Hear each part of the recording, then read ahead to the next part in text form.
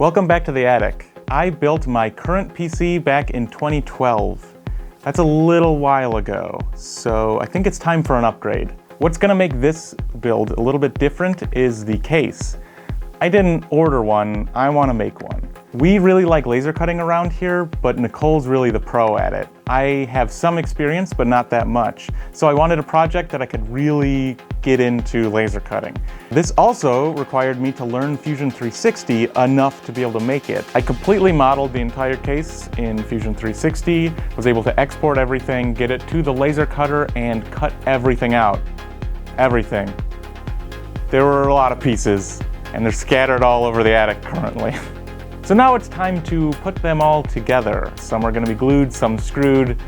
Hopefully it all fits. I've only seen it put together digitally at this point, so we'll see if it goes together physically. So let's start.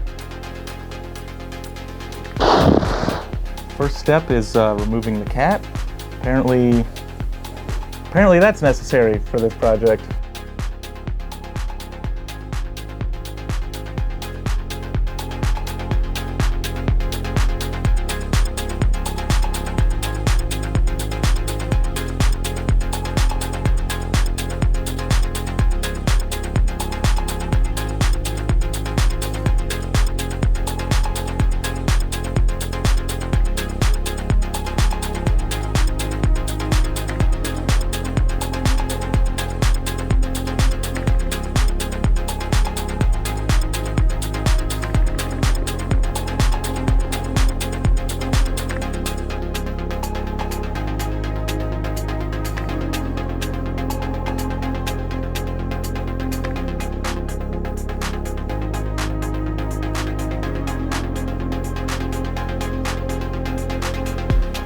Well, it looks like everything's fitting pretty well in here, so I'm going to run downstairs and spray paint the MDF black, just in case it sticks out a little bit from where the acrylic is, and that way it won't make a big deal.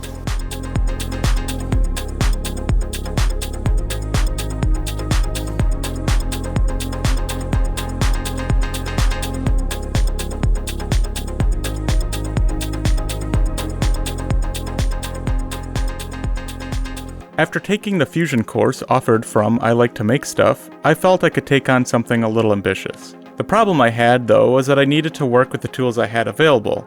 I wanted to laser cut the case, but there was a bed size limitation of 12 by 20 inches. That's why you see so many small pieces and why I designed the case the way I did, to fit within the Glowforge.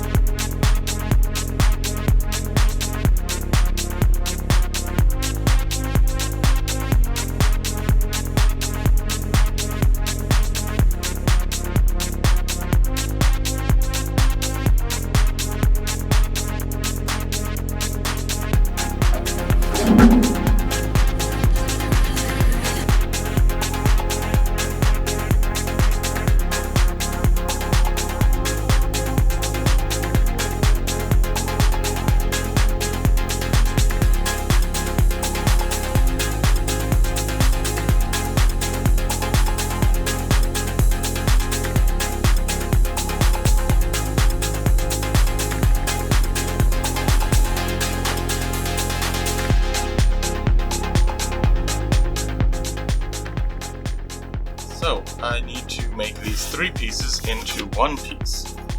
I've got the angles routed, and they look really good. Problem now is actually attaching these. I went back to my 3D model and actually just made some jigs for this to fit. So I came up with these guys. It works really nicely, because those are the exact angles that I need this to be. Create this. What I'm gonna do is put a good amount of glue on either sides, make sure everything looks correct from the front, and then clamp it down.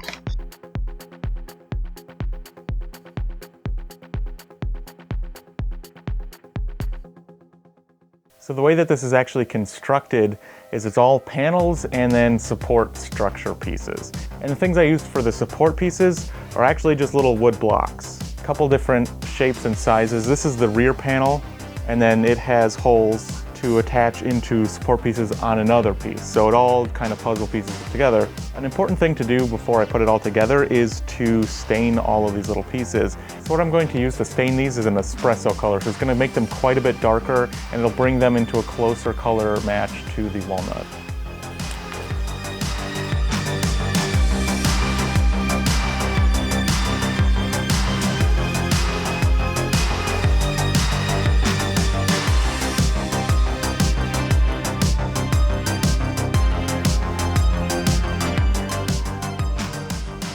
So we waited for all of the stain to dry, and it looks pretty nice. So now I'm going to build the case back up. I've done it a couple times to kind of work out different parts of it, but hopefully this is the last or one of the last times I will actually assemble the entire case. To start off putting it together, we actually put the mirrored teal inner panel in first.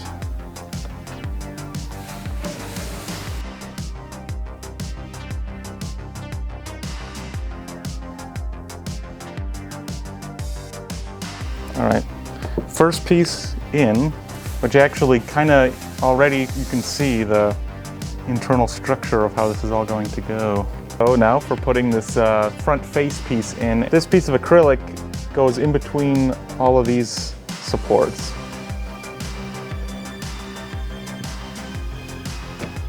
Even without it being completely screwed in there, this side is much, much more sturdy.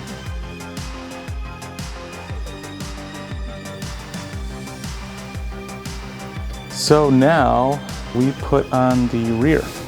And I got these fancy new ATX slot covers, all these holes.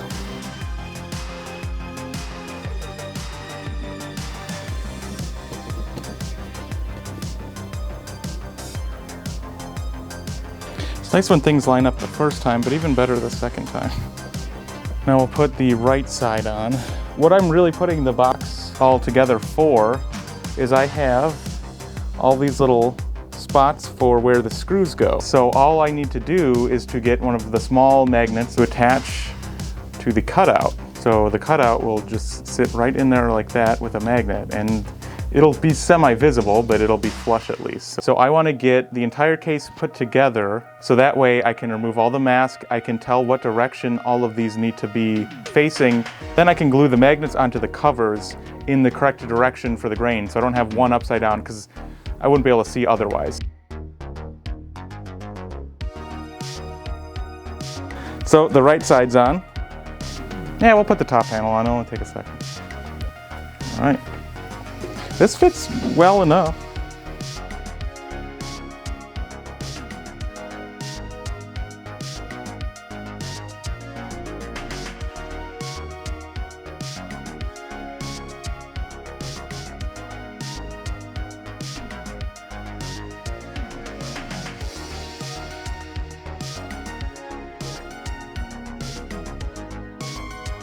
First time we're removing the mask from any of this walnut.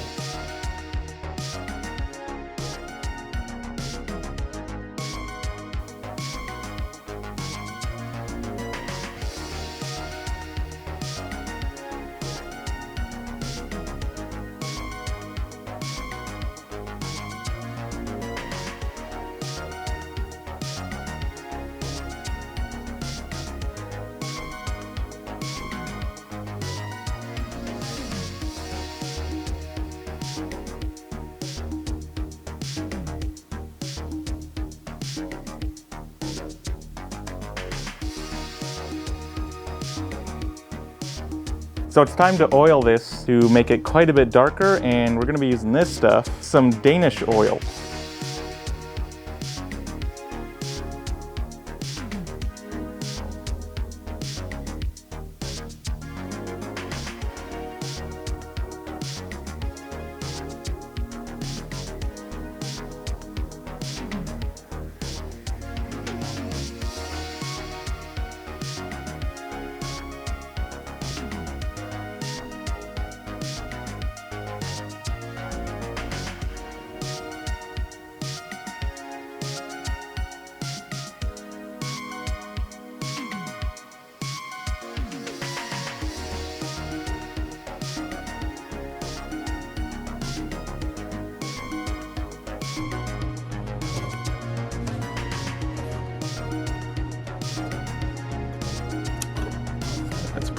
I mean, that's flush enough.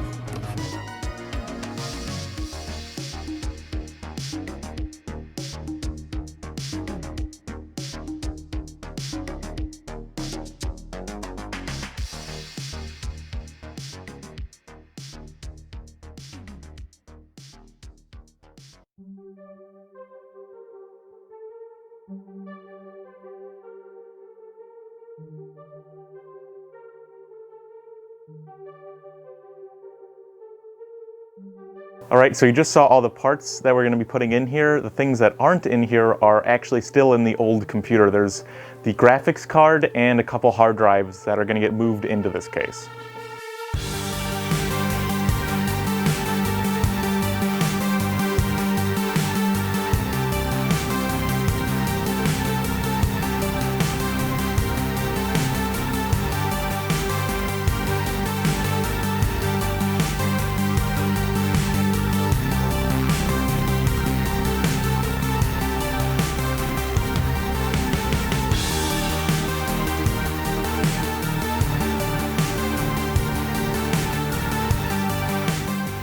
So I couldn't leave the front of the case only having a power and reset button, so I designed 2 spots for USB 3.0. If you look on the other side, there's actually a spacer that just happened to be perfect using 3 pieces of the 1/8 inch material that made up the rest of the case.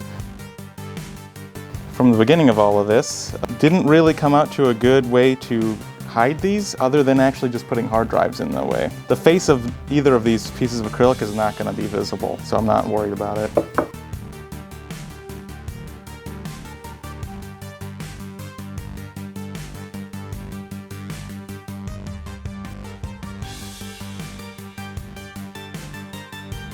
So down here is the SSD area, but they would bolt to a plate, and then the plate is just wedged in. Click. And then all the SATA and power just runs straight through those. So I'm just going to put all these plates here for them to be ready to accept some SSDs. Power supply, probably.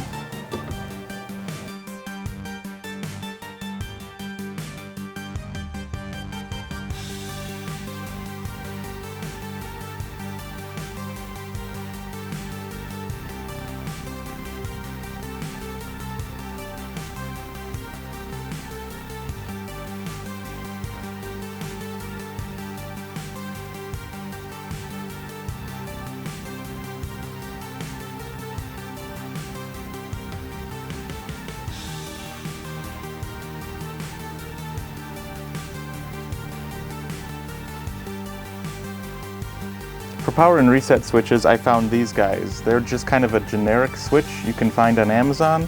The reason I got them is because they are very short, so they were able to fit in the case much more easily. I also created these cables for them to plug into the motherboard, so I'm going to put them in the case.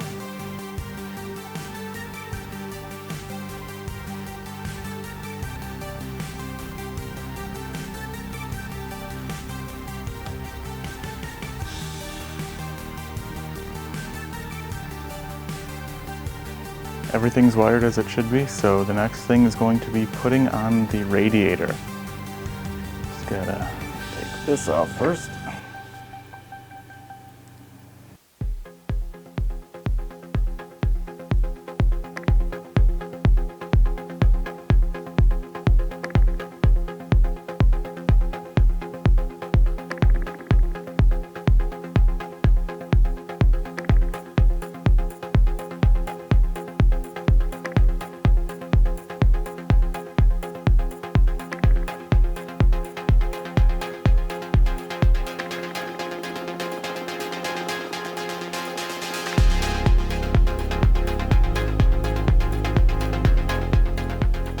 So the radiator has been installed with all of the fans, and now I have to kind of finalize that installation by getting all the fan cables routed back around and plugged in, and then getting the pump and reservoir attached.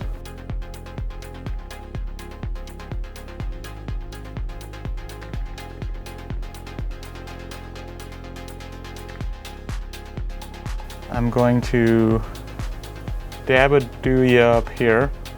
Okay. And then carefully place this here on it.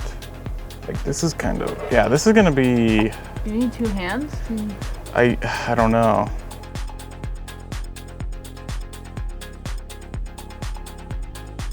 That might be a little much actually, but it's what we got, so that's what we're gonna do.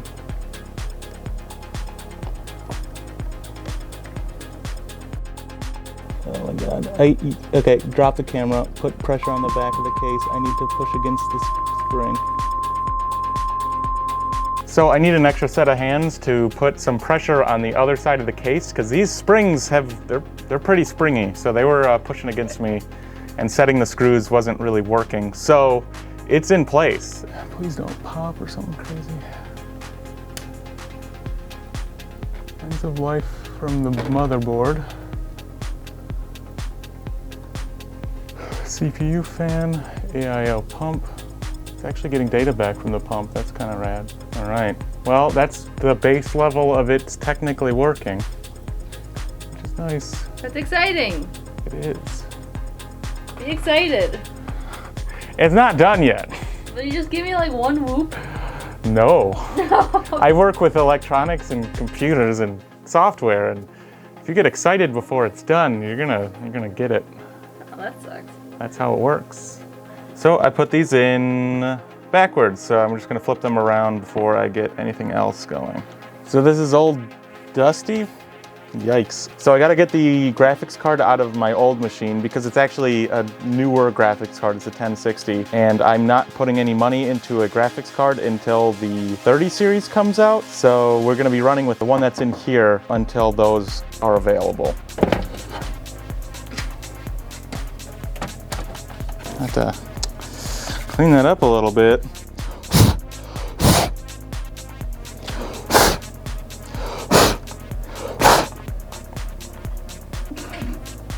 Is it a little dirty? Yeah. Cool.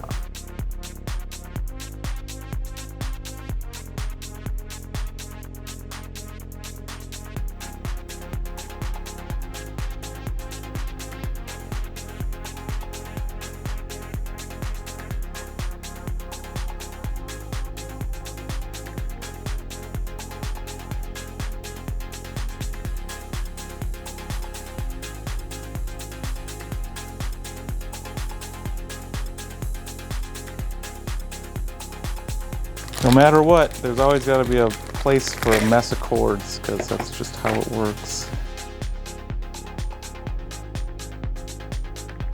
Yeah, now the fans will spin. That's all that was for. Because I don't have a lot of room back here, but I do have enough. You can see I have blue painter's tape, which is, you know, really high-tech stuff. But it kind of keeps things where they should be. Probably a lot of better ways to do it, but that's how we're doing it, because this has become more of an art project than an engineering project. And it has to eventually be a thing. Yep. That's unnecessary. Is it though? Oh, that looks pretty good. You can just stick your finger right in there too, because I'm like, can I poke my finger in? Please don't. Don't. Don't! So this is the left panel, and under this mask is still clear acrylic. But I added this strip of addressable LEDs. Luckily, Asus's board works with this type of LED, so I didn't have to do much, but I gotta pull the mask off now.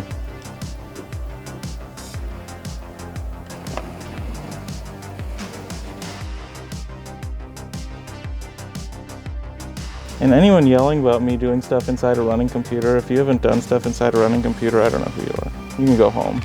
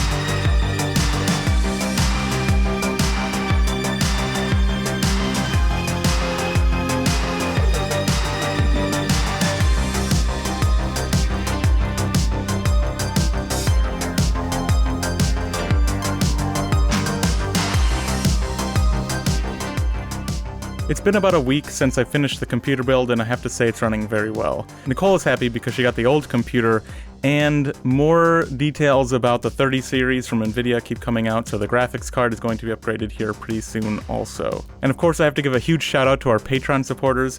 We plan on putting the files up for this project, though I wouldn't use them to actually create it. I would use them more of as a reference. They were kind of my first foray into a complicated Fusion 360 project, and it would be pretty difficult for someone that didn't create them to know how to put the thing together. So if you want to use them as a reference, or you like any ideas from this build, they're going to be there. And if you want to support us monthly, check out the link in the description.